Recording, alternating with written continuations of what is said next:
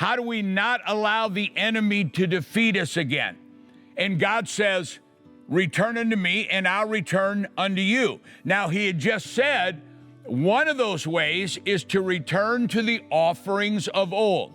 So when God says, return unto me, and I, the God who brings gold coins out of fish's mouth, the God who parts the Red Sea, the God who defeats Pharaoh, the God who opens blind eyes, the God who healed my grandson Lion, who's healing Tiz right now, the God who reached in and turned me from a junkie to sitting with presidents and prime ministers, from junkie to Jerusalem.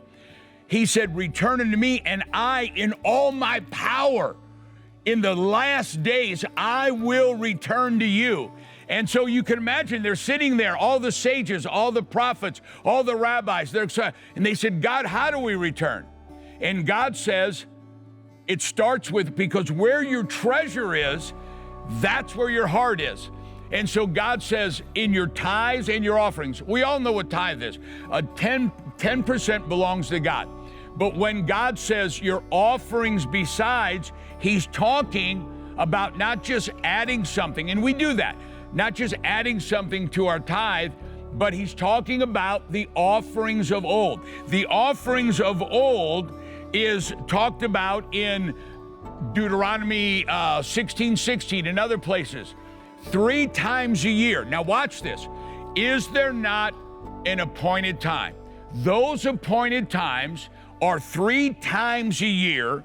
You come before the Lord, you come before God, and you don't come without an offering.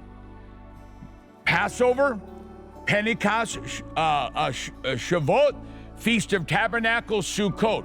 3 times a year, you bring an offering, and those 3 times, God releases onto your life special signs, wonders, miracles, and miracle, read Malachi, and that's not all. I'll rebuke the devourer, miracle debt cancellation.